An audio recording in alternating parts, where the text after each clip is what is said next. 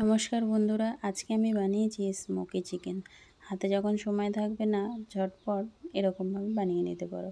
একটা রুটির সাথে আমি 2টো টমেটো, 3টে পেঁয়াজ, 2টো রসুন আর কিছুটা কাঁচা লঙ্কা ভালো করে পুড়িয়ে নিয়েছি। আর এইদিকে আমি কড়াইতে তেল গরম করে তাতে কিছুটা জিরে ফোড়ন দিয়ে আর চিকেনটা দিয়ে লাল লাল করে ভেজে নেব। এবার ভাজার পরে তার মধ্যে আমি দেবো লঙ্কার গুঁড়ো, নুন আর হলুদ দিয়ে লাল লাল করে ভেজে নেব। আজকে আমারও রান্না করার ইচ্ছা হচ্ছিল না, তো আমি সুবিধা এটা একদম ঝটপট হয়ে যায় বানিয়েছি। তো দেখো, ভালো করে ভেজে নেওয়ার পরে আমি ওই পেস্টটা দিয়ে দিলাম। এবার দিয়ে কষাতে থাকবো। এই রান্নাটার এইখানটাই মেন।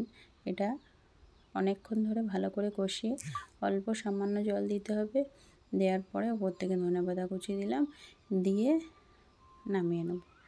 আর এর সবথেকেই তোমাদের প্রথমে আমি দেখিয়েছি, একটু উপর থেকে ঘি ছড়িয়ে দিতে হবে। ঘিটা দিলে একদম মানে রেসিপিটা দারুণ টেস্ট লাগে, দারুণ। আর একদম গরম গরম ভাতের সাথে পরিবেশন করবে। দেখো, আমি এখানে 2 চামচ ভাত নিয়ে নিয়েছি আর চিকেনটাও নিয়ে নিয়েছি। আবার ওপর থেকে একটু ঘি নিলাম, দারুণ টেস্ট হয়েছে। কেমন লাগলো রেসিপিটা অবশ্যই তোমরা জানিও, তোমরাও বাড়ি ট্রাই